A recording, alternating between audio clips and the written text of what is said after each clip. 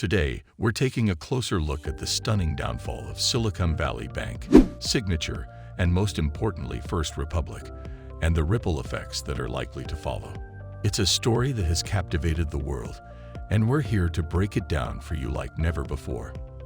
From once being the lifeblood of the tech industry, Silicon Valley Bank has now crumbled, leaving us all wondering what happened, and more importantly, what comes next.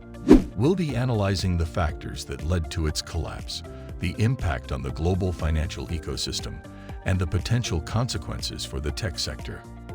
Two banks in the U.S. have collapsed since 10 March.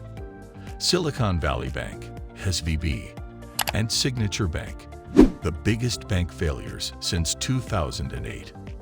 Both catered to businesses and had ties to the technology industry, which has been struggling due to sharp falls in cryptocurrencies and souring sentiment among investors.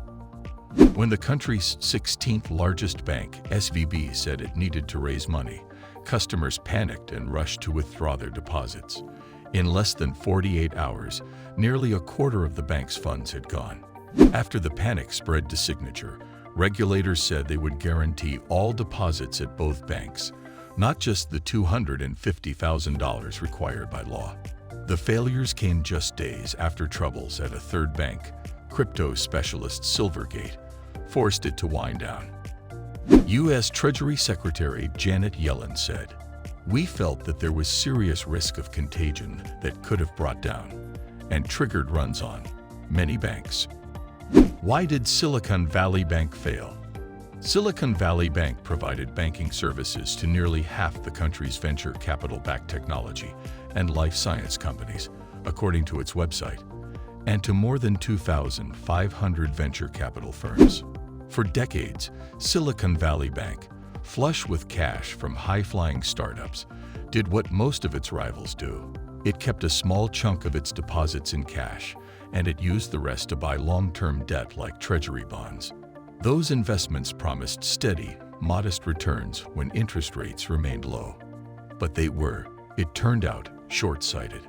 The bank hadn't considered what was happening in the broader economy, which was overheated after more than a year of pandemic stimulus. This meant that Silicon Valley Bank was left in the lurch when the Federal Reserve, looking to combat rapid inflation, started raising interest rates. Those once safe investments looked a lot less attractive as newer government bonds kicked off more interest. Big banks have come to the rescue of First Republic after the collapse of SVB and Signature Bank.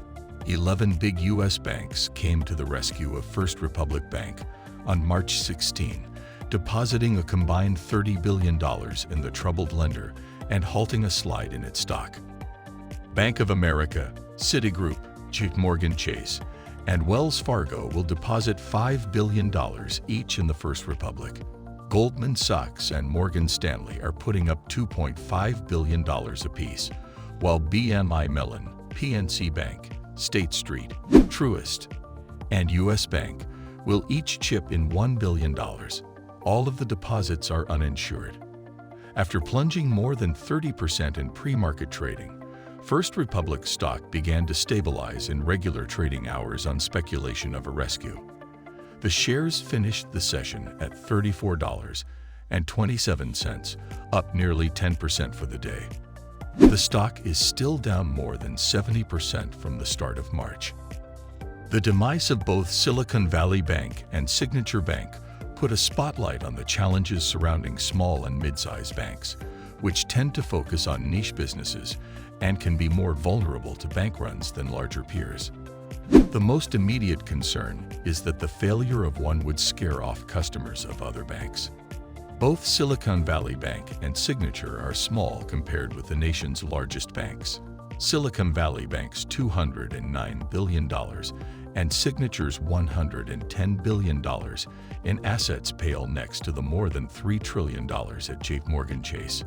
But bank runs can happen when customers or investors panic and start pulling their deposits. There you have it. We've navigated the twists and turns of Silicon Valley Bank's unprecedented collapse and glimpsed into the uncertain future that lies ahead. As we've seen, the financial world is an ever-changing landscape, And this event has undoubtedly sent shockwaves through the tech industry and beyond. If you found this video insightful, don't forget to hit that like button and subscribe to our channel. Got thoughts on this financial roller coaster or predictions about what's next? Drop a comment below and join the conversation. Until next time.